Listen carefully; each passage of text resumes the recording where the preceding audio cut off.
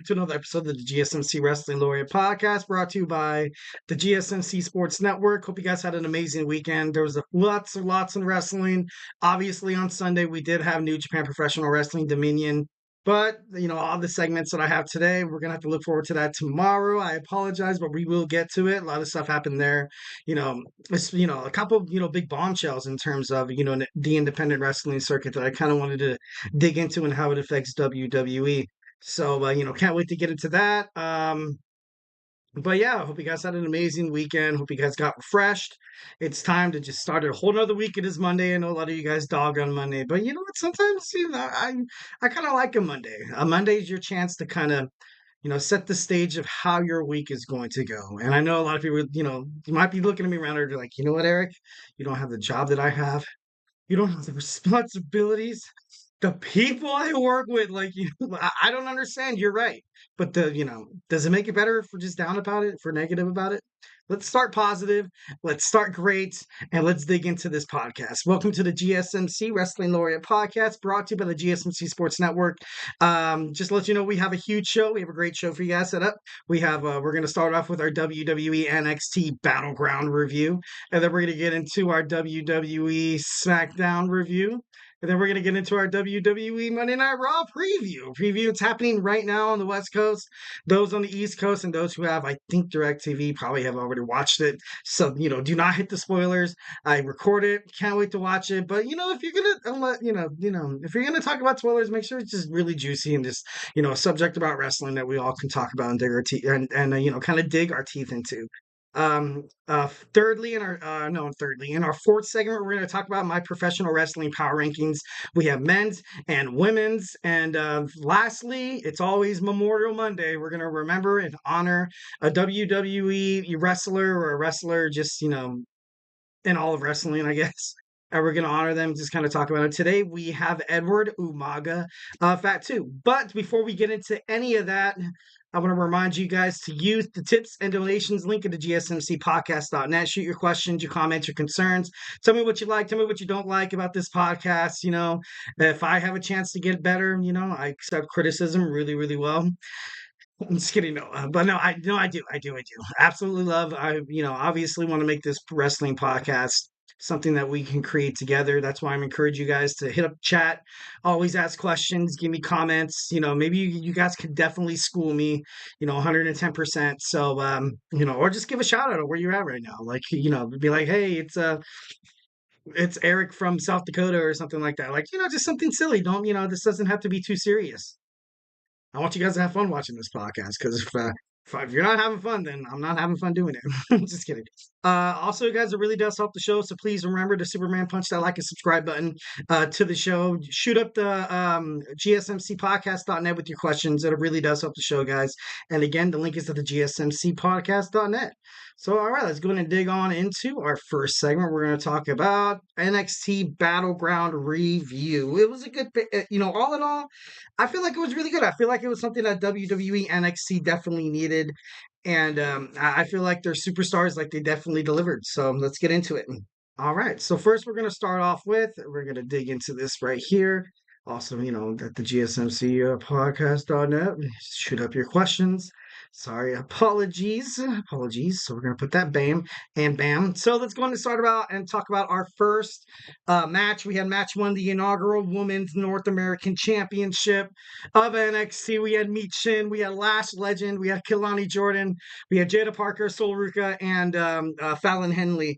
This was a good match. I gotta be honest, the match seemed a little choppy at first, but it kind of makes sense. I don't think any of these girls have really in picture to being in a 6-pack ladder match. This match was huge. Obviously, was announced by Ava. I believe a month ago to determine the inaugural WWE North American Women's Champion. And I thought it definitely lived up to the hype. There was a lot of actions. Definitely loved it. There was a part where Lash Legend was thrown onto a ladder and she just bounced off, and I was like, okay, she's done. So that was the moment I was like, all right, no more Lash Legend in this match. But surprisingly, even with the ACL injury, Sol Ruka was doing amazing. She was soul snatching everyone out of nowhere, which kind of, it's kind of remarkable, the move it is. she was doing it kind of like a Randy Orton kind of style, like kind of like an RKO, and you can see like it definitely in the professional wrestling spectrum. You can see a lot of people kind of using that RKO. People call it the cutter. You have the Cody cutter, and I think even in who in AEW uses that. It's gonna bother me. I know MJF uses it from time to time. But there's another wrestler I can't, it's gonna bother me all night. But as soon as I figure it out, I'll let you guys know. So this was a good match. It was absolutely. I was shocked that Kelani Jordan was able to grab the briefcase, and but I think she deserved it. My main intuition was Jada Parker. Well, first and foremost, mine was Soruka because she was, I don't know, she's just been groomed by the company for too long. She had an injury in the past year that kind of sidelined her, so she wasn't able to kind of live up to her full potential for WWE NXT. Jada Parker just, I think she's like she's a real, she's a human, highlight reel in terms of WWE, the women's division. I kind of thought Fallon Henley maybe could have been like the wild card. Like who knows that she could have definitely won. She's impressive. She's definitely impressive. I kind of thought Lash wasn't going to win, and I don't want to sound like a jerk, but dude, you broke up with Trick Williams. I'm just kidding. No, that has nothing to do with it. Michin, Michin, she just loves a good old fashioned brutal match. So you can tell that her fans got 110% of what they wanted. Kind of, what she kind of put into it is kind of like what she got even after the match where you saw Jordynne lift up the title. Obviously she's the inaugural champion now. She had a smile on her face. She's cool. I think she's all in all, she's down for women's wrestling.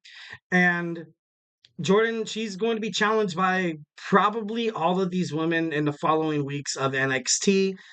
I would say it's going to go like bing, bang, boom. Probably you're going to be like, you're going to have Lash Legend come out and be like, look, like if I wasn't teamed up and thrown through a ladder, I would have, took you down.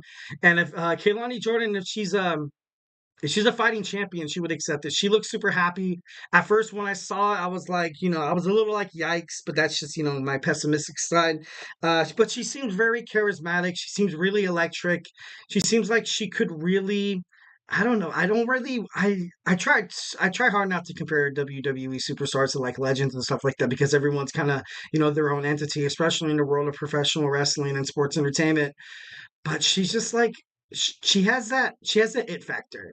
She really does. I don't want to, like I said, I don't like comparing, but she kind of reminds me of like a young Becky Lynch, how young Becky Lynch was so like in your face. She was so like, she was Captain Charisma of the women's division. And it kind of took a little while for WWE to put a strap on Becky, but I honestly like the move by WWE NXT putting the belt on the Jordynne. Let's see how long this title, reign actually happens. She's gonna have to dig into some deep foes here. She's gonna have to probably defeat, oncomers that's gonna go after the WWE NXT North American Champion.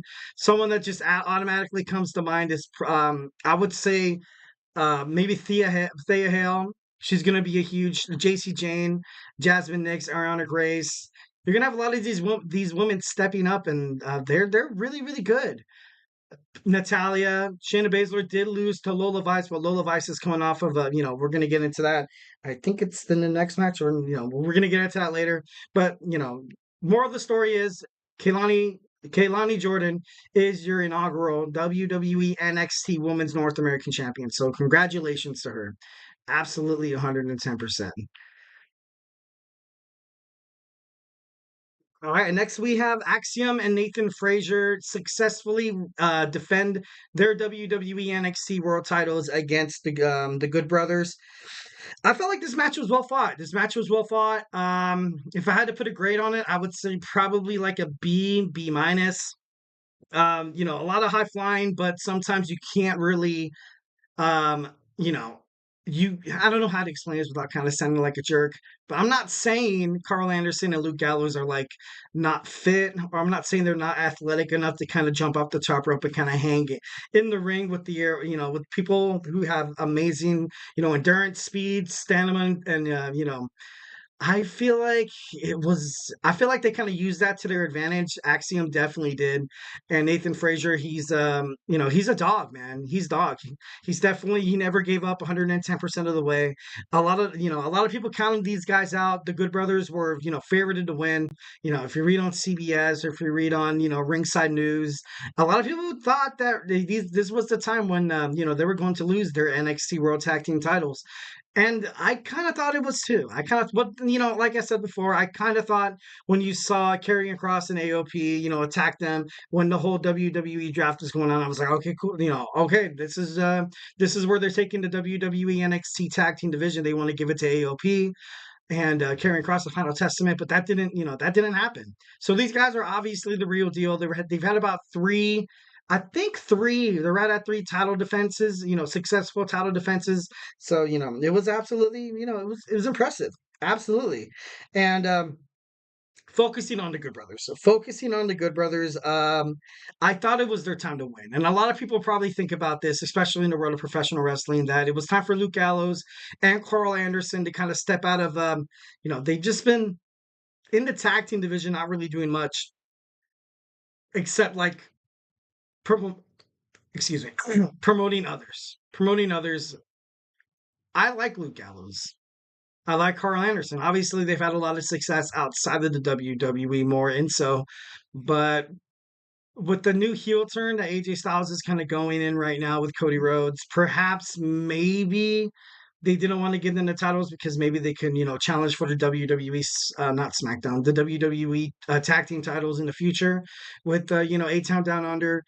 But I don't know. It's right now in WWE, it's kind of hard to predict anything because they that's the thing that they want the most is they want the art of unpredictability. That's what thrives in professional wrestling. If you become too predictable, you become like how it was when during the Vince McMahon era, where people were like, okay, we already know what to expect from WWE, so let's go watch AEW instead.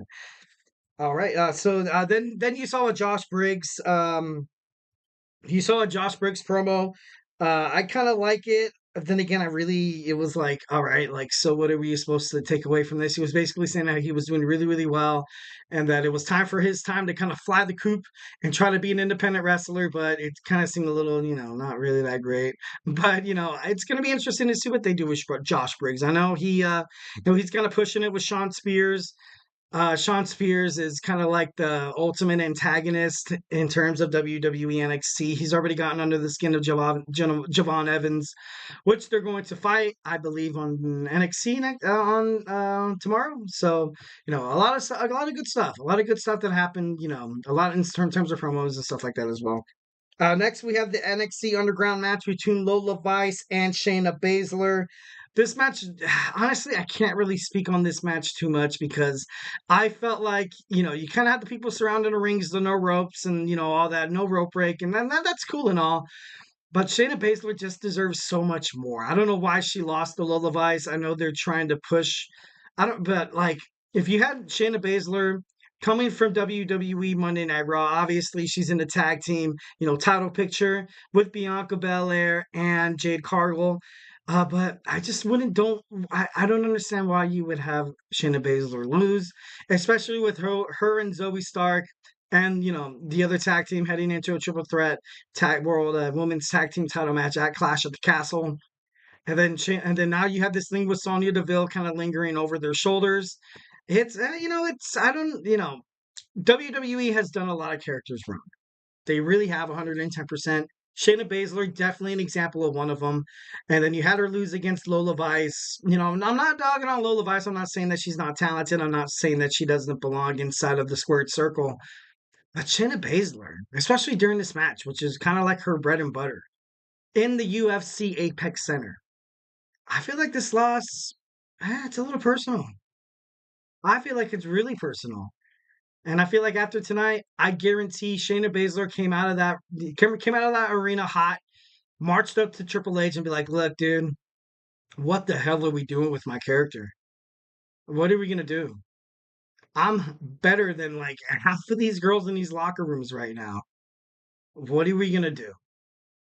That's when, like, perhaps maybe they might be grooming her up to be like like I said, a tag team champion. But I don't see Shayna Baszler as a tag team champion. And I'm not trying to jump over it and be like, the women's world titles are just a joke title. I'm not trying to say that.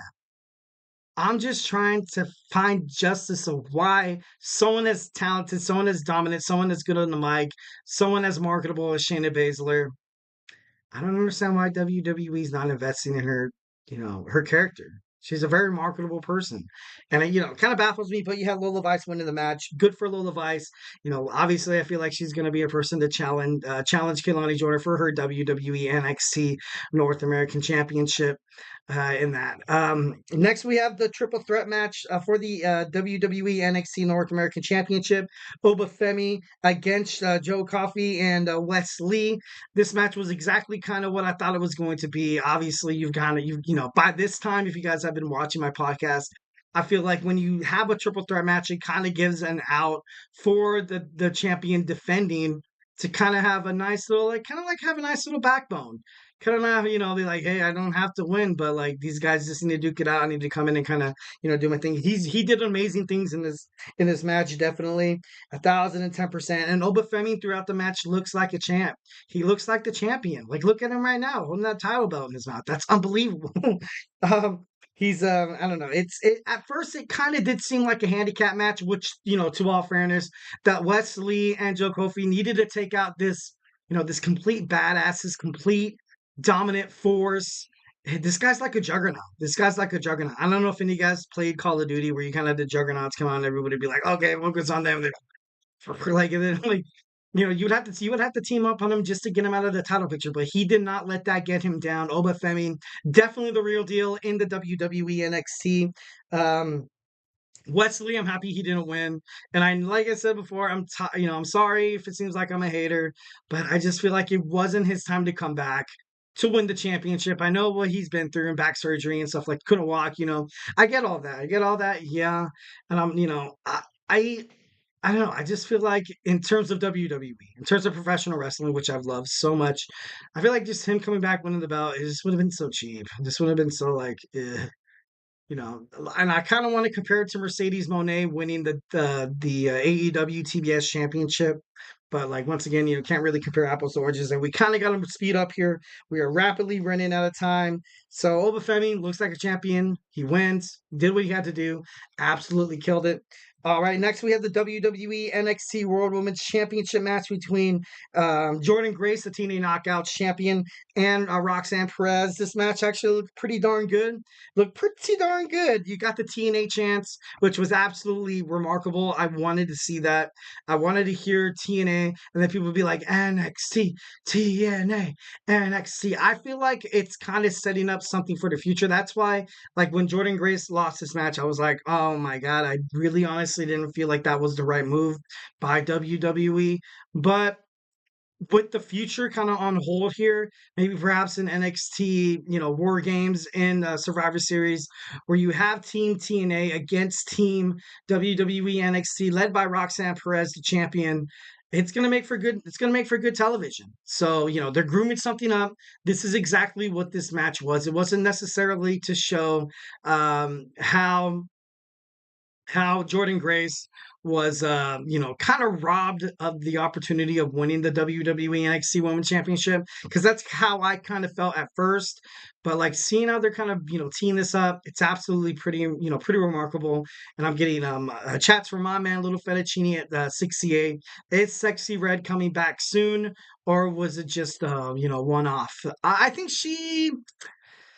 I don't want to say, maybe it's like kind of like what TKO Holdings have, trying to make WWE a little like the UFC, because you kind of saw during the battleground, they showed like, oh, this celebrity's here, kind of like what you see at a UFC fight night on Saturday. And usually kind of have like a star-studded like person like Sexy Red, or you kind of see more of a product that could be easily advertised based on some certain you know remarkable, maybe just, I honestly, I'm not against Sexy Red coming to the NXT, coming to WWE NXT. To Raw, SmackDown, yeah, it's different. I feel like it's different, but I don't know. I kind of liked it. I didn't really, hate on it too much. I thought she did a pretty good job. She wasn't like super, into it where she was like out on ringside, and it wasn't really that much of a distraction. And the thoughts on Gulia, becoming, Julia being part of the show, showing up to the pay per view. I honestly, I thought she was gonna make her in ring WWE debut at BattleGround for the inaugural, NXT North American Women's Championship. I thought this was kind of like her alley and stuff like that. Um, so it's kind of interesting. It's kind of interesting to kind of see how that. I see Sweetha. She said hi. Hi, did you know that there are 259 people watching you right now? If there is, obviously makes me a little more nervous. I'm just kidding, no. But hope you guys enjoy the show. Definitely love you guys. Keep chatting, comment on the YouTube page and stuff like that. Obviously, this is our podcast. We're a wrestling fandom.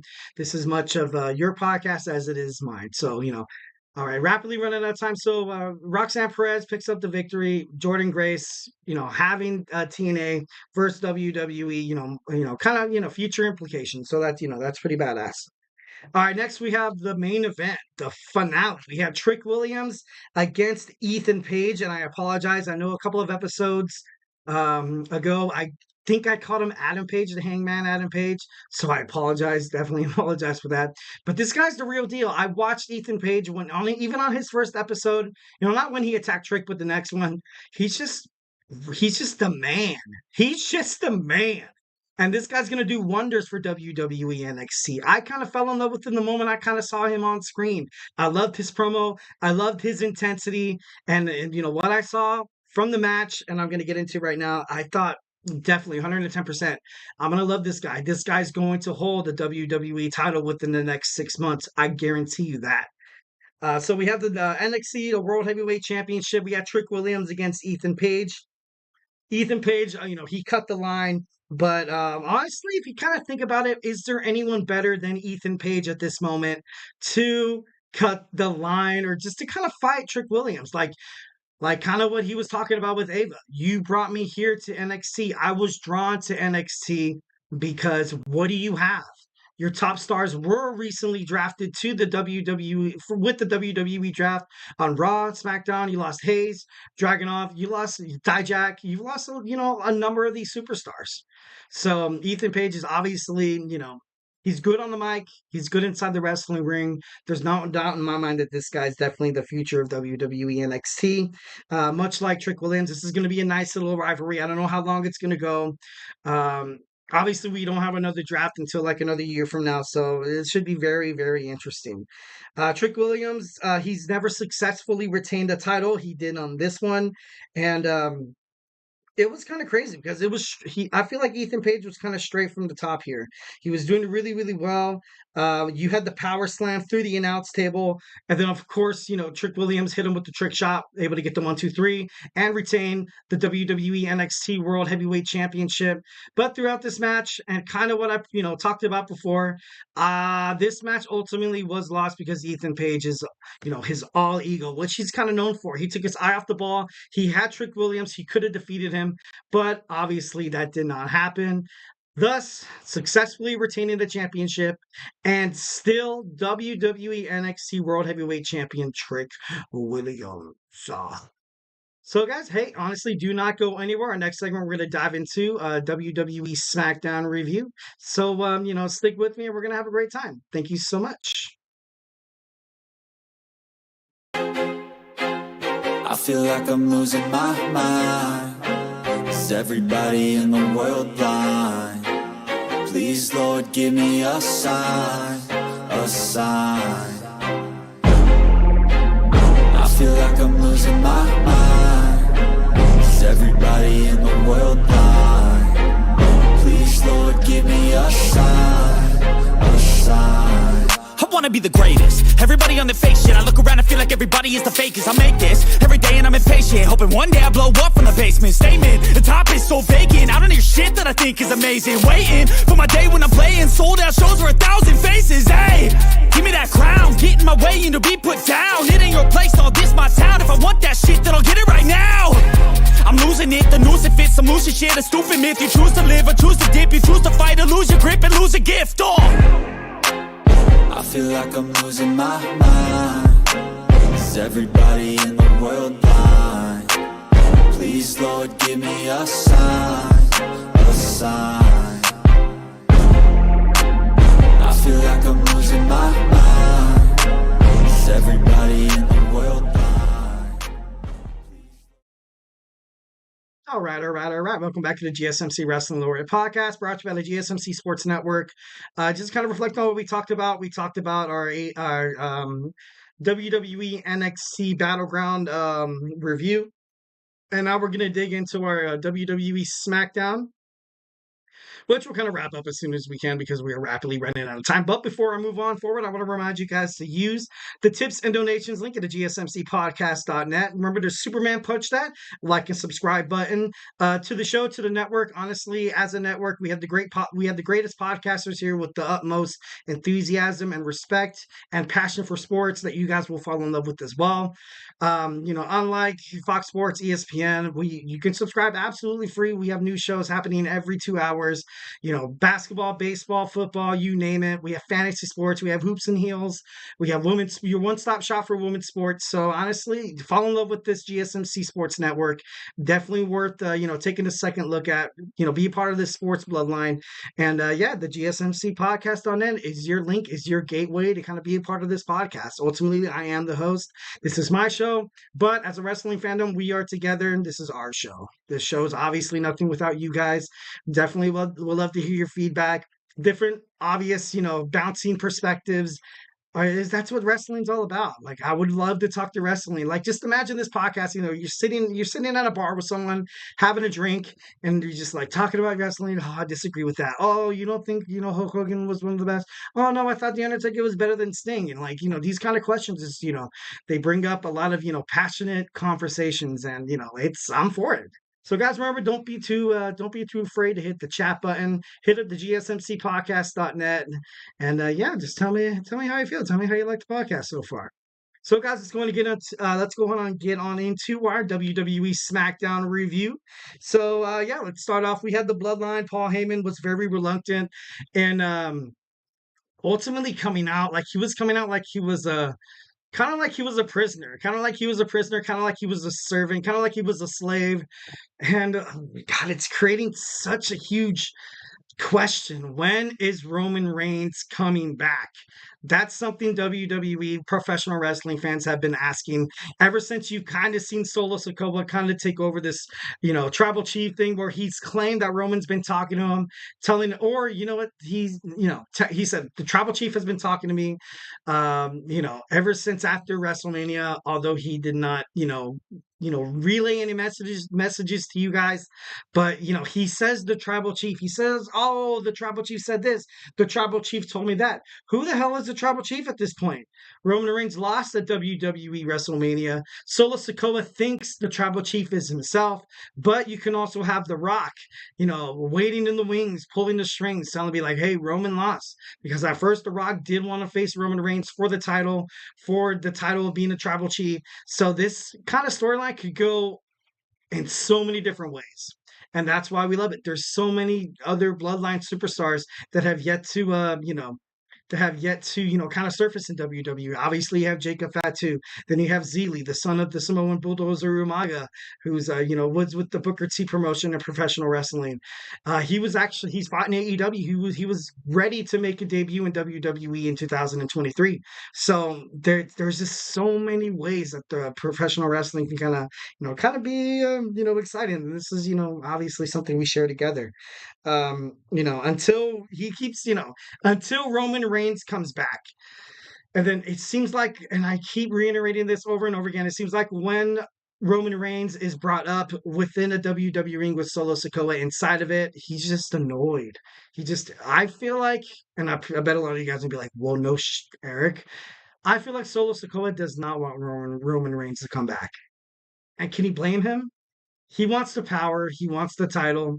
What he's kind of had so far, he's had the most success within his WWE career since he actually debuted Solo Sikoa. Solo Sikoa before that was kind of like a footnote. He wasn't a competitor. He was a loser. Solo Sikoa was a huge loser. So WWE has a lot of backtracking to do. WWE has a lot of promoting. WWE has a lot of matches that they need to try to put Solo Sikoa over so people kind of see him as this quote unquote tribal chief. Because without the wins, dude, you don't get the credibility. Without the struggle, you don't get the respect. That's something people love about Roman Reigns because he did all that.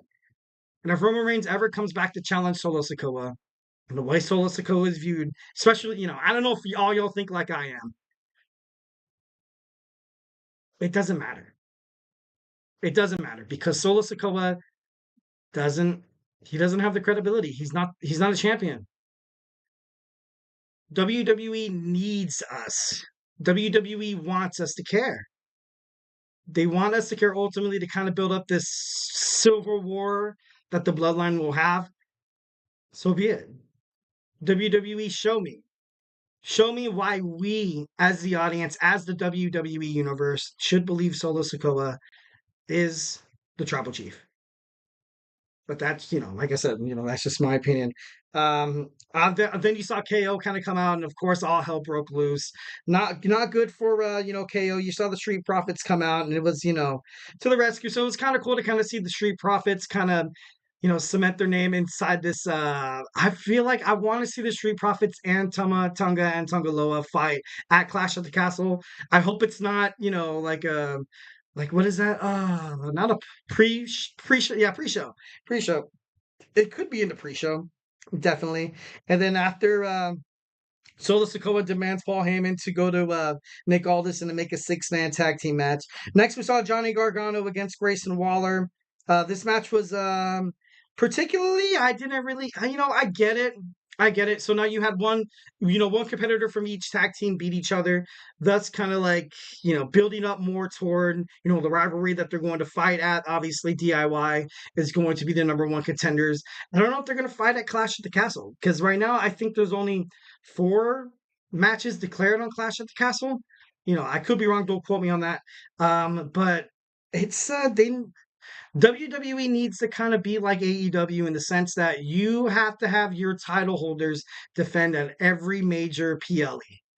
Or else people are gonna, WWE always had that, that backbone. They always had that excuse that, hey, like honestly, guys, we're the best wrestling promotion out there. No one's gonna challenge us. No one's gonna be as popular as we are. So who cares if we have a pay-per-view with only like 4 or 5 matches? Who cares? But I think the WWE universe cares. I know I care. I know I care. I want to see every match, fought. I miss the old school WWE pay-per-views, especially during the Attitude Era where you kind of had 9 or 10 matches on the, on the pay-per-view match card. So definitely, I think that's pretty cool. Then you saw Apollo Crews fight against Legado del Fantasma. WWE is trying to create an angle with Legado del Fantasma and Andrade. I feel like it's good. I would love to see Santos Escobar against Andrade because, without the LWO backing Andrade, because, he was there for WrestleMania and he was reunited with Selena Vega. I just, once again, WWE has to show why we should care. At this point, I'm like, it looks like a throwaway match. Looks like someone you kind of want to, put in that pre-show where Andrade totally kicks the shit. Sorry, excuse my language. Kicks the hell out of, Santos Escobar. That's, kind of how I kind of see it right now. LA Knight, obviously, he's pretty hot right now. He wants Logan Paul, but he got Carmelo Hayes. That's going to happen later on tonight on WWE Smackdown. DIY, A-Town Down Under, Grayson Waller wins, pulling he pulled Theory into that diving, suicide dive from Johnny Gargano. So that could possibly drive a wedge and be like, hey, like, why'd you do that? So that's something to look forward to. And, trying to, wrap it up here a little bit. AJ Styles, once again, he shows up in the parking lot. AJ Styles and Cody Rhodes. Cody Rhodes said he wants him in an I Quit match. So we have that to look forward to for the WWE Undisputed Championship. Definitely excited to see that. LA Knight defeated Carmelo Hayes. And, and Bayley. I feel like she's trying to drive a wedge between Piper Niven and Chelsea Green. Good luck, and good luck, especially with your match with Piper heading toward Clash at the Castle, Bailey. But and then you saw KO on the Street Profits against the Bloodline. The KO goes through a table. Once again, the Bloodline, they do prevail. Something that WWE should have done from the get go. Now they're kind of doing it a little late, but as wrestling fans, we're here to eat it up, and we'll go from show to show. We'll go from week to week. Monday Night Raw. We'll stay with you. Oh, Friday Night SmackDown. I'm sorry. Next, we're going to focus on Monday Night Raw. Monday Night Raw preview happening right now. Swear to God, I have not checked any Instagram, Twitter, Facebook, whatever, for any updates or anything like that. So I'm as in dark. I'm as in the dark with you guys, together. So let's like I said, also you can chat. Don't be afraid to chat if you have a spoiler, but it has to be juicy. Has to be juicy. So if we're watching Monday Night Raw right now, awesome. Hope it's definitely going to be a great show. It's 8:37 right now, so I'm going to watch it as soon as this podcast ends, and I will send you guys some YouTube shorts, so we can have some interaction and stuff like that. But we're going to jump on into our Monday Night Raw preview. So hey, do not go anywhere. Looking for your daily fix of sports talk without having to pay for it? GSMC Sports Network is available on YouTube. Just search GSMC Sports Network. Get your fix of daily sports talk shows on YouTube, absolutely free. NFL, college football, NBA, MLB, MMA, UFC, fantasy football, and so much more. GSMC Sports Network has shows running all day long, with new sports shows starting every 2 hours. Just like on your favorite cable sports channel, except GSMC Sports Network is absolutely free. Just search GSMC Sports Network on YouTube to catch one of your new favorite shows, like the GSMC College Football Podcast, Chip Shot Football Podcast, Hoops and Heels Women's Sports Podcast, GSMC Basketball Podcast, and so many more. Check it out for yourself. GSMC Sports Network, now available on YouTube absolutely free. Search GSMC Sports Network on YouTube right now.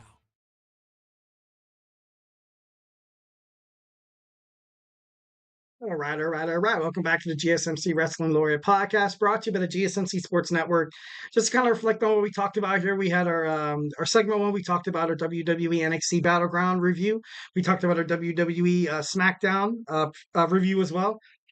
And now, without further ado, we are going to have our Monday Night Raw preview. So let's go ahead and dig on into that. So Monday Night Raw is live tonight from the Huntington Center in Toledo, Ohio. It's the final stop before Clash at the Castle. Tonight, we're going to have Sami Zayn against Otis. Going to be awesome. It's going to be crazy to kind of see how this kind of goes here, because Otis ultimately kind of screwed over Sami Zayn. But Chad Gable gets Sami Zayn at Clash at the Castle. So he's going to want Otis to soften him up. I feel like this match, well, let's see what other matches we kind of have on here. I can kind of see this. I don't know if it's going to be the main event. I honestly do not think it's going to be the main event, but it's going to be so darn close, because I don't want to because obviously you kind of have Drew McIntyre and Damian Priest right now going at each other's throats. But I feel like this last little match you kind of have here before Clash of the Castle, if Chad Gable wins the WWE Intercontinental Championship at the PLE, this needs to be huge. This needs to be able to kind of fill the WWE Universe's minds that to see Sami Zayn, not Sami Zayn so much, but see Chad Gable as a winner. We already kind of see him as a winner.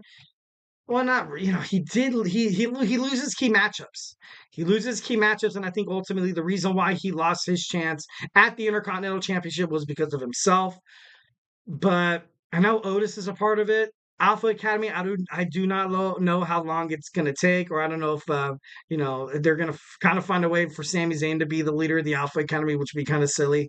But and also with Chad Gable's contract, if I'm holding out for a contract and if WWE wants me, but AEW, it's been reported that AEW major ups and creative officers really, really want Chad Gable. So if you're WWE, you want to lock him up. I wouldn't want to see Chad Gable go to AEW. I would, speaking on behalf of a WWE job, like as a wrestling fan, I'd be like, dude, I can see him ripping up with like Will Ospreay, Swerve Strickland, the Patriarchy. That'd be pretty cool, dude. I can see that. But I don't know. It's, this is a delicate right now. I feel like this tonight on Raw is going to set the stage for this Chad Gable, Sami Zayn future within the WWE. So Should be pretty awesome. Next, we see Ilja Dragunov against Braun Breaker. Braun Breaker's character has been renewed. I talked about it on my news segment on Friday's show because they saw the same thing I saw. It's trash. It's terrible. The way Braun Breaker has been, impeded inside of the WWE, a Monday Night Raw roster, and in his bookings, it's terrible. He deserves better. He's a talented athlete. I know right now feel I feel like right now Monday Night Raw, you kind of have your people that you kind of need to take care of. Storylines that, okay, where does Braun Breaker fit? Where does he fit? You know what I mean? It doesn't make sense, and I get it. I get that 1,010%. But you have this guy in squash matches. You have the backstage attacks. It just doesn't look good. So WWE has stated that they are currently working on his creative, characters. So, looking forward to seeing what WWE has tonight against the Mad Dragon, Ilja Dragunov. Next, we see Iyo Sky against Lyra Valkyria. These guys had a record-setting match, if you guys forgot about, in the WWE Queen of the Ring match. They fought on Monday Night Raw for a total of, I think it was over 9 minutes. It was the longest women's match in WWE history. So these girls are very impressive. These girls have enough weight to kind of push over the men in terms of the main event and stuff like that. So I don't understand why this match isn't a number one contenders match. Liv Morgan is looking for someone to face at Clash at the Castle. She's fought in Lyra Valkyria as well. Iyo Sky's gotten a piece of Lyra Valkyria. I feel bad for her, although she's been definitely the rookie of the year. She should win that in the Slammies if the Slammies continue. They came back this year, so who knows? But this should be a number one contenders match. You have two former WWE NXT Women's World Champs going at it, and you want to find someone to fight Liv Morgan. So I feel like this match should be a number one contenders match, but like I said, I'm not a WWE creative. If I did, I would be great. Just kidding. So kind of a sad story, and I know a lot of you guys have probably been paying attention to the news that this is Ricochet's final WWE appearance per sources. I don't know how true it is. I honestly don't know what they're gonna do with Ricochet, but all I know that WWE screwed over Ricochet. I feel like they kind of promised him gold. They gave him pennies. They gave him bronze. They gave him they gave him the lowest of the low. Ricochet was very popular outside of the WWE. So I feel like, and like I said, this was kind of before, the main rise of AEW. I feel like they kind of took Ricochet as kind of like I don't want any threats, so I'm going to bring him on here and give him not give him that much credit or not give him that, great bookings. Kind of like when you're a little kid, when you see somebody playing with a different toy. And, I have kids. So, when you see someone playing with a different toy, like, I want it. And they cry and they plead about it. And when they finally get it, they don't know how to use it. They don't know how to play with it. They don't know how to ultimately bring the spirit of the toy out to something that's absolutely great. That's something that happened to Ricochet, and I'm happy that Ricochet is leaving the WWE. 1,010%, absolutely. He deserves better. Exactly, he deserves a hell of a lot better. Honestly, little fettuccine 68. Braun Strowman, I don't know why he's there as well. Honestly, don't. I kind of wrote down in my notes that this could possibly be, an Uncle Howdy invitation. I feel like Uncle Howdy is going to be on WWE Monday Night Raw, not more or less because the titles or the superstars on there right now, is because it's a 3-hour show. It's a 3-hour show. If you watched, Bray Wyatt during his prime, during his, Firefly Funhouse, where you had his promos, where you kind of had his, random backstage, bursts and stuff like that. It took time. And Raw is a 3-hour show. And Friday Night SmackDown's only 2 hours. So it'd be kind of, that's the only reason why I feel like Braun Strowman does make sense. But, like I said before, I'm not too hot on it. If he's not part of Uncle Howdy, I don't understand why WWE really signed him to feud with the Judgment Day, to fight JD McDonough, to fight Dominic Mysterio. That's nasty. That's terrible. That's bad booking. Definitely 110%. And I'm looking forward to seeing that match. Definitely. I want to see Ilja Dragunov against Braun Breaker. Ricochet, 110% deserves better. I feel like he's going to wind up on AEW and absolutely kill it. He's going to probably wind up at the TNT champion, or I don't know if he's going to, dethrone Swerve, but if he goes to AEW, I feel like he would 110% get better opportunities. And yeah, the Wyatt Six thing is going to, yeah, without Bray. Definitely without Bray Wyatt. Little Fettuccine 68 said, I don't know if the whole Wyatt Six thing is going to work without Bray. I hope it does work. And I know Bo Dallas was Uncle Howdy, and he wants to, kind of, show the WWE that there's still some kind of like a dark, ominous creative outburst. Something that Bray Wyatt definitely did really, really well. Kind of like you saw The Undertaker, kind of like how you saw Mankind when he came, when he turned into Mankind, when he was kind of like this scary figure like Kane and stuff like that. Stuff that's kind of ambiguous to the crowd ultimately, and when in terms of ambiguity comes your chance to kind of be comfortable with like a new style of creativity and stuff like that.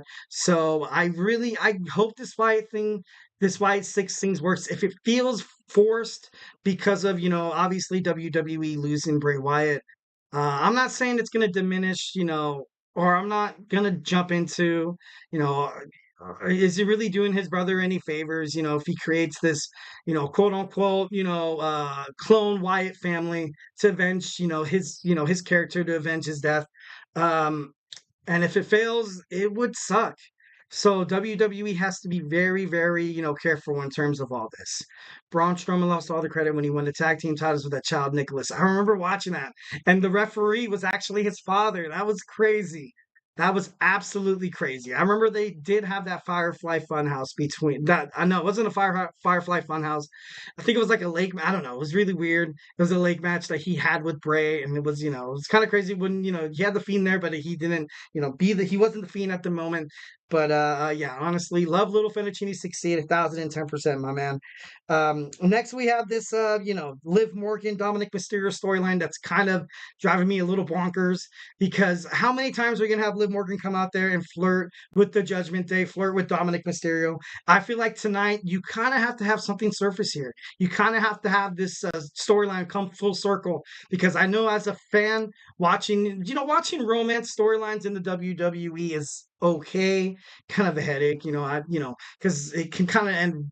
It could be good, but it could also end really, really bad. So I just, it's, I don't think Liv Morgan's never better than Rhea Ripley. I'm sorry. And I'm not as high on Liv Morgan as other people are, but yeah, we're rapidly running out of time. Final couple of things: Drew McIntyre hopes to get even with the Judgment Day, hopes to build momentum with his match against Clash at the Castle, and also we have Ludwig Kaiser's win over Sheamus will help him land a Money in the Bank spot. And will Damian Priest, take Strowman one-on-one? Strowman he's plotting, JD. He's been attacked by Finn Balor and Dominic Mysterio, all three of those guys. Damian Priest, you have to solve the Braun Strowman problem. Take it into your own hands. I'm not too sure, but should be interesting to find out what happens on Raw. Can't wait to watch it. Cannot wait. All right, so we're gonna move on to a fourth segment. We have our nope, we have our Monday Pro Wrestling Power Rankings, and we're going to dig on into the women's and the men's, all throughout wrestling, professional wrestling, Ring of Honor, TNA. I think there's even MLW or NWA star. Don't quote me on that. Also WWE. So, hey, do not go anywhere.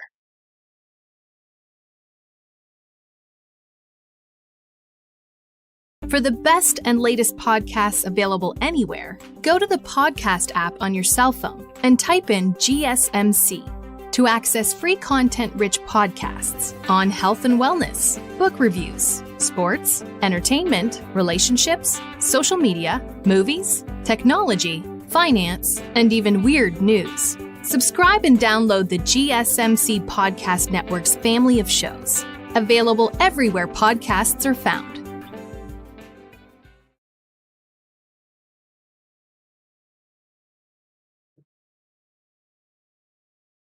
All right. Welcome back to the GSMC Wrestling Laureate Podcast, brought to you by the GSMC Sports Network. Just kind of reflect on what we talked about. We had our WWE NXT review. our WWE Smackdown review, our WWE Monday Night Raw preview.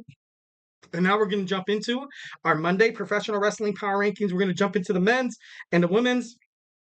Give me your opinions. Tell me who you think should be the top male superstar. Tell me who you think is the best women's superstar at this moment. So we're going to try to get this done under 5 minutes, but remember to use the tips and donations link at the GSMCpodcast.net with some of your questions, comments, and concerns. Tell me what you like. Tell me what you don't like. Absolutely love criticism. Would love to know how to make the show better to keep you guys, the audience, entertained 1,010%. Remember to Superman punch that like and subscribe button. And remember, the link is at the GSMCpodcast.net. So let's go and jump on into our Monday Night Professional Wrestling Power Rankings. We're going to start with the men's.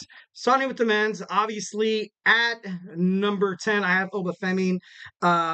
He did really, really well on WWE NXT. He defeated two other guys. Like I said before, it was kind of like a handicap match, but he was able to defy all odds at any means necessary. He was able to retain the WWE North American Championship. So, and he showed just so much power, so much strength, just so much. He was agile. He had arsenal attacks. He was tactical. He did some, this guy has it all. This guy's the Swiss Army knife of WWE NXT, and it's good that he has a strap on him. At number 9, I got AJ Styles. I respect AJ Styles. I love the way that his character looked really, really dead. Everybody accepted him as retirement. Then he came out, pulled a Mark Henry, and attacked Cody Rhodes, which took nuts, man. That took nuts. That's awesome. AJ Styles, he's a dog. He's a dog. He's done amazing things in TNA ever since he made it to WWE. I feel like he should have won a little more, accomplishments in terms of WWE. Would have loved him with an Intercontinental Championship reign, but obviously did not get that. But, AJ Styles is back into the title picture. He's going to fight Cody Rhodes in an I Quit match for the WWE Undisputed Championship at Clash at the Castle, happening in Glasgow, Scotland, Saturday. So make sure you check that out. All right, number 8, I got my man. One of my favorite wrestlers. I got Mark Briscoe, the Ring of Honor World Heavyweight Champion. This guy recently qualified for the ladder match to determine the next the AEW TNT champion. Is he gonna win? I'm not too sure. But the fact that he qualified, and just the way he is, he's just so cool. You can't help but to not fall in love with this guy, not to like him. He's a people's people. He's a people's person. If I had to be like, hey, who I want for president of the United States is someone that actually has been through heartbreak, someone who's been through economic turmoil, someone who's had some kind of, burden in society. And that's Mark Briscoe. This guy he's the people's people. He's literally the people's champ of Ring of Honor, guys. Scratch that. Of all of professional wrestling. So, if you don't know who he is, check him out. He's freaking sick, bro. All right, at number 7, I got Trick Williams, the defending WWE NXT champion, successfully defends against Ethan Page. I kind of saw this coming, but at the same time, Ethan Page came with such huge haymakers. He came, obviously his contract with the WWE, Ava said, he gets a shot at your NXT championship, Trick. Are you sure you want this? And Trick Williams was like, you know what? I take on any competitors right now because I'm that damn good. Nobody can touch Trick Williams right now. Who else is going to fight Trick? At this point, I am not too sure. Maybe Ethan Page gets a rematch, possibly. But it's going to be amazing to see who, comes after Trick Williams next. So make sure you tune into WWE NXT. It's going to be a good one because we're going to find out, what's what. At number 6, of course, I have my man Moose, the TNA Knockouts, World Heavy, not TNA Knockouts. Sorry about that. Hope you're not watching this, Moose. Please don't kick my ass. the TNA World Champion. This guy's held on to the belt longer than and honestly, I just can't think of any TNA stars to beat him. I honestly can't. That's why I thought, obviously Trick Williams had that open challenge. He didn't have to do that before BattleGround, especially when he was already fighting Ethan Page. And now it's just big. It's all over the world of professional wrestling. Check Ringside News. Check all that. Inside the Ropes. It's there. Check PW Insider. It's there. Trick Williams challenges anybody. WWE, TNA, does not matter. I want to see Moose come out. You had the TNA Knockouts champion fight Roxanne Perez. I want to see Moose come out, and I want to see him fight. I want to see him, fight against, Trick Williams, because these two guys going at it, oh my God. That would be amazing. I would love that. That would be super, super sick. But are we gonna get it? Who knows? Hopefully we do get it. Hopefully we do get it. At number 5, I got the IWGP champion John Moxley. Like I said, tomorrow I am going to review New Japan Professional Wrestling Dominion, so we'll get into that. But John Moxley's he's just John Moxley. You can't defeat this Wild thing. You can't intimidate this Wild thing. You can't get in his head. You can't cut better promos.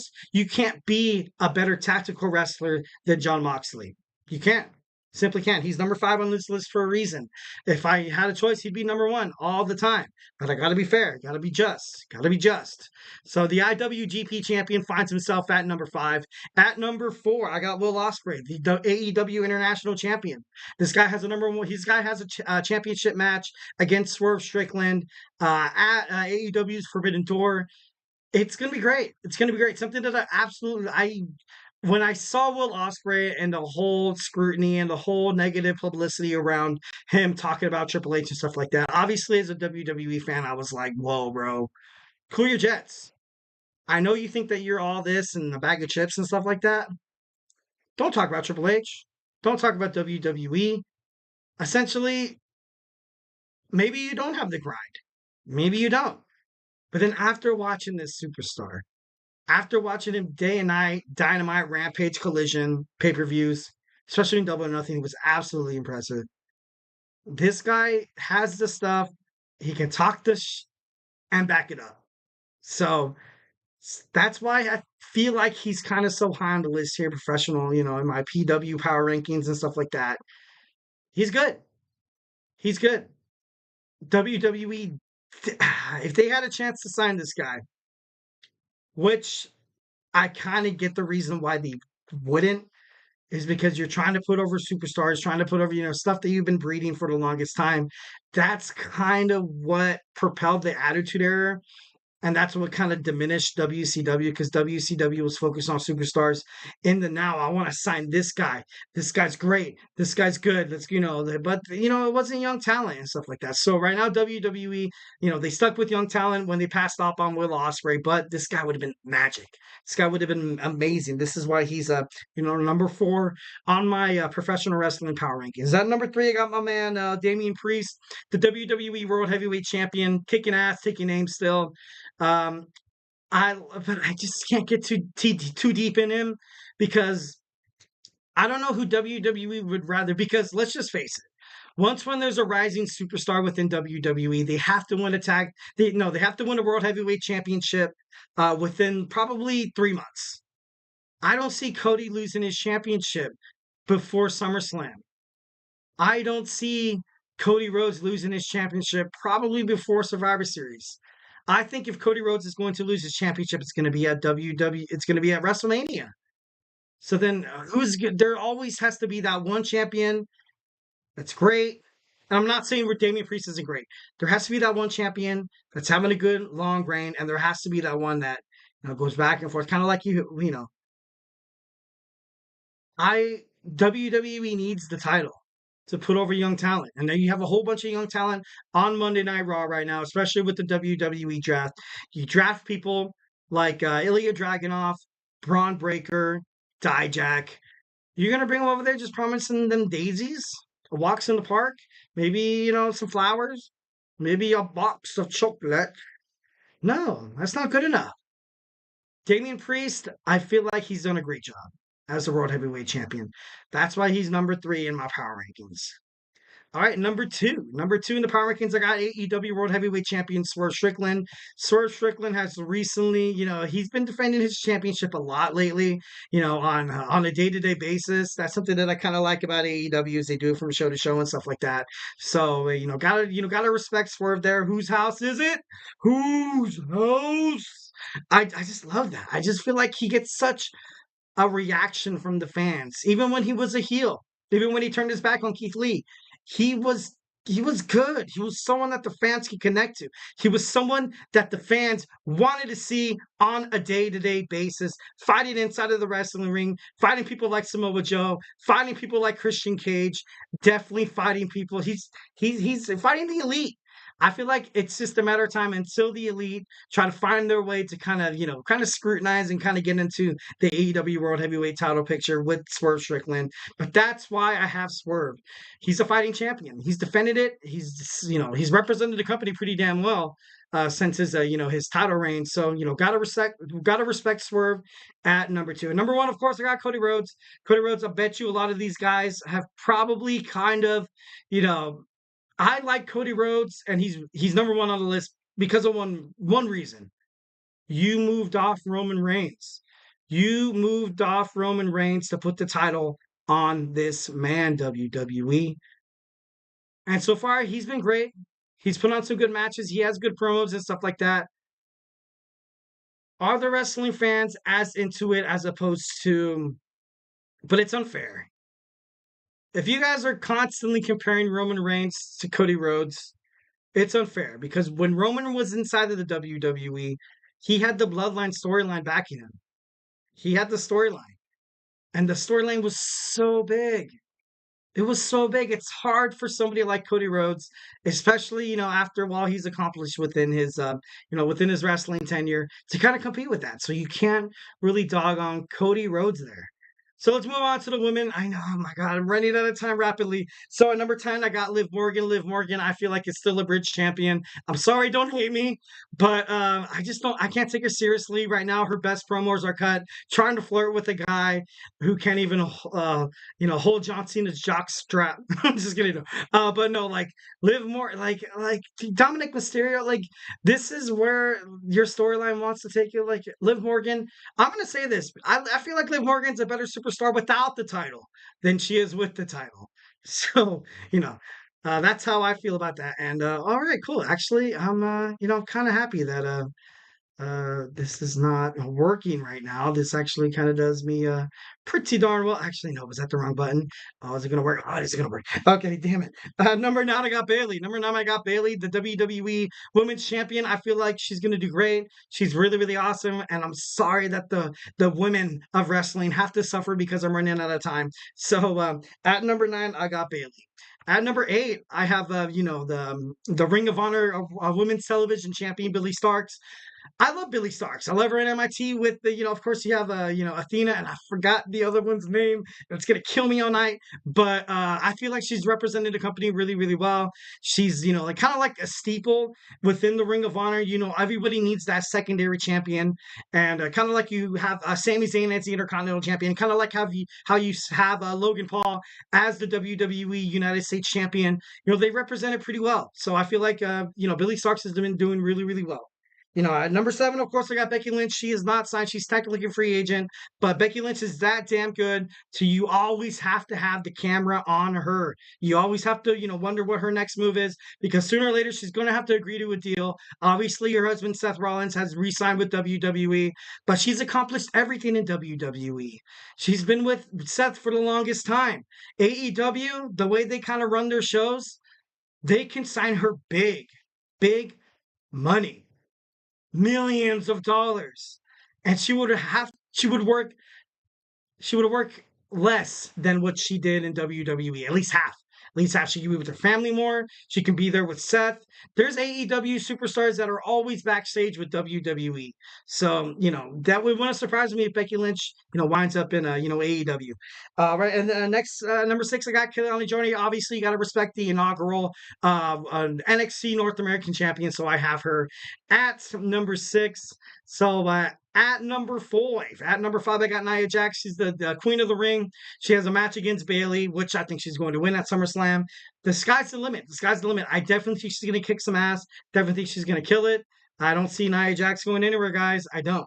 At number 4, I got Athena, the Ring of Honor World Women's Champion. Still has a historic reign. Still killing it from all the time. Hitting good promos. Kind of being a staple of what you expect in terms of women's wrestling, entertainment, and stuff like that. She sets the bar. Definitely love Athena. Miss her all the time. As Ember Moon in WWE, and I know I say that every single time I bring her up. But yeah, at 3, I got Roxanne Perez. Roxanne Perez successfully defended her WWE NXT Championship against Jordynne Grace, the TNA Knockouts, because of interference, man. why does this always have to happen to somebody that I feel like they should get the strap? But I felt like kind of having the WWE NXT title on TNA would be a little problematic, but I don't know, it's just kind of crazy. She fought well. I'm giving her the 3 spot because she did really, really well inside of her matches. She did not give up. She was the ultimate opportunistic person, and she did what she had to do to defeat the Juggernaut, Jordynne Grace.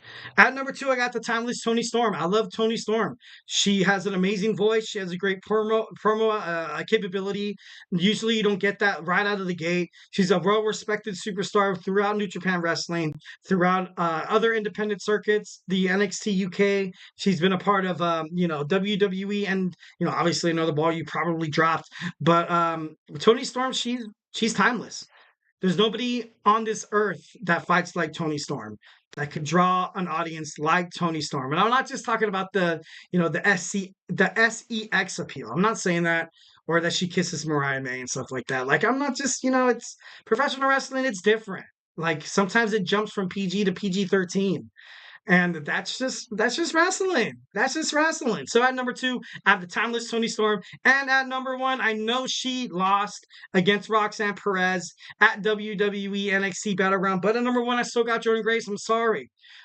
If you have a good, compelling argument, hit it up in the chat. But right now, no one's better than Jordynne Grace still. Like I said, you had Ash by Elegance, come Tatum Paxley.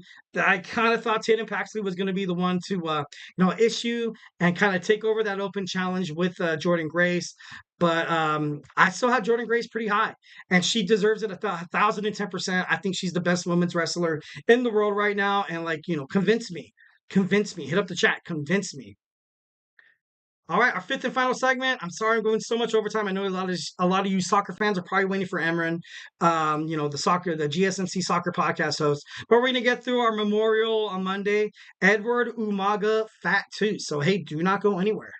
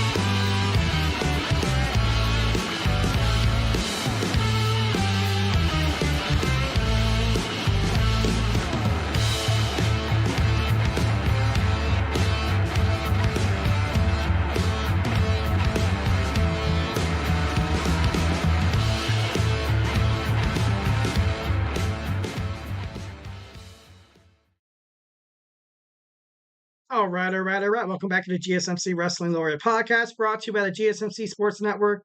We had a great show for you today. We're on our 5th and final segment. We had our WWE NXT BattleGround review, WWE Smackdown review, our WWE Monday Night Raw preview, and we had our Professional Wrestling Monday Power Rankings, men and women's wrestling. So let's go ahead and dig on into our last segment and try to complete this in a timely manner. Because yeah.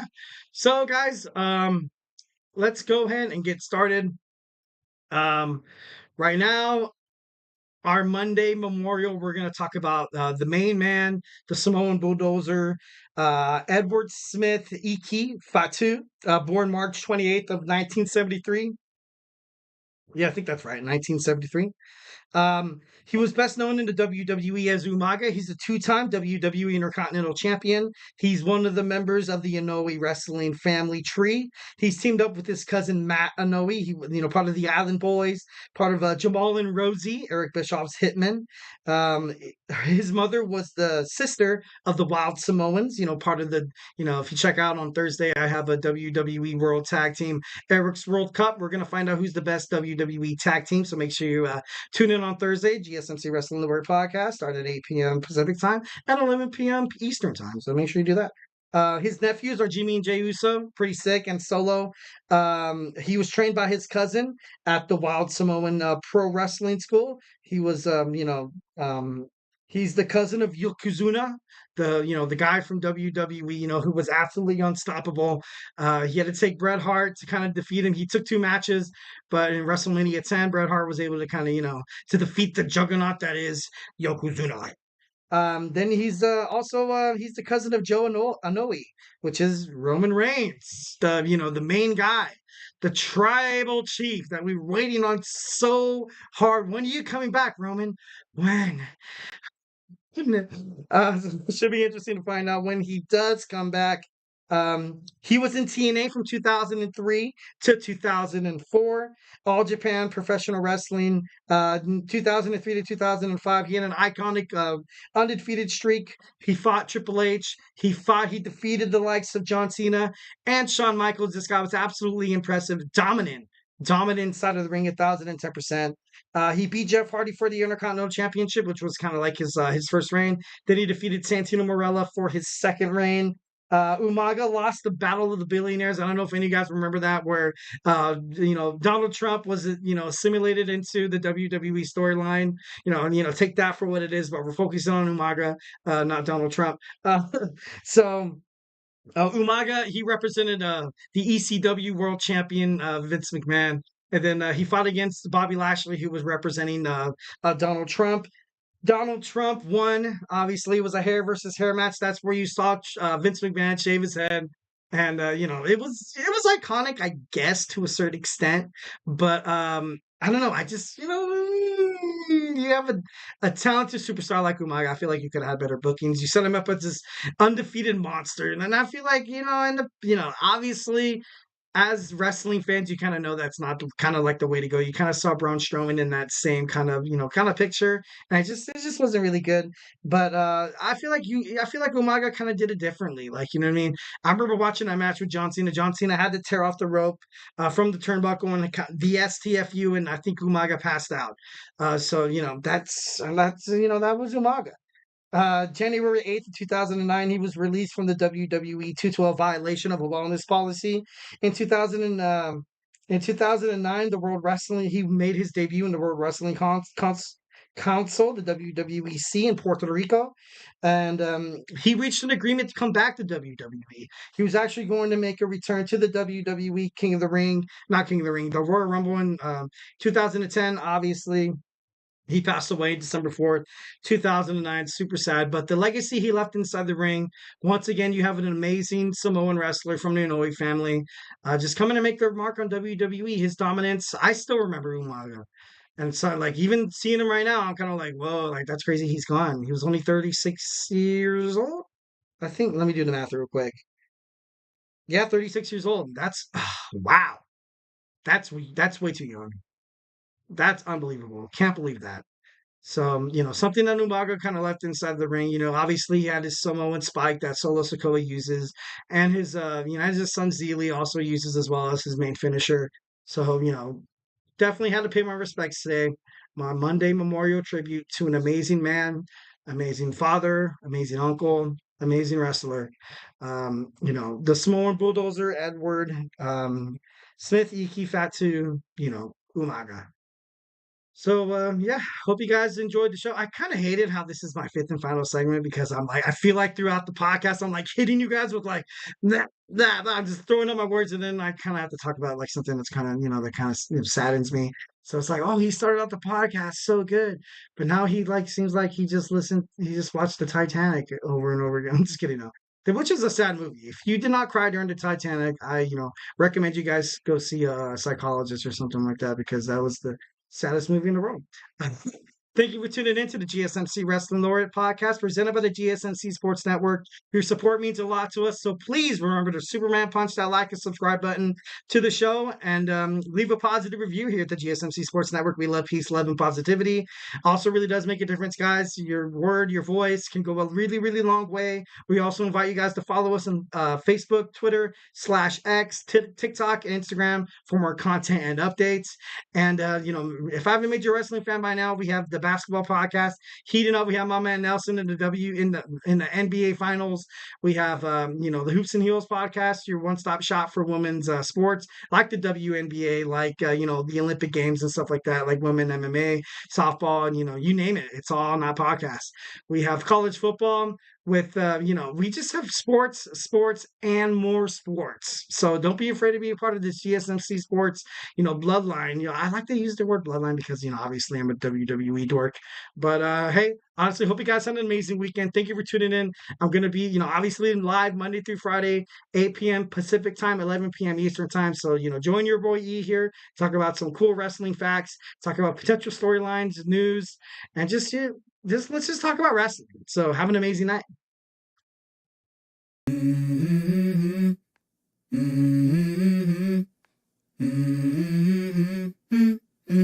Let's go. I wake up to a little bit of drool on my pillow, feel like it's gonna be a bad day. Yeah, I'm tired of shit, and the coffee ain't hit yet. Damn, ain't that great. I don't wanna go to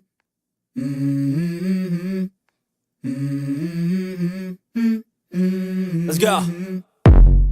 I wake up to a little bit of drool on my pillow, feel like it's gonna be a bad day. Yeah, I'm tired of shit, and the coffee ain't hit yet. Damn, ain't that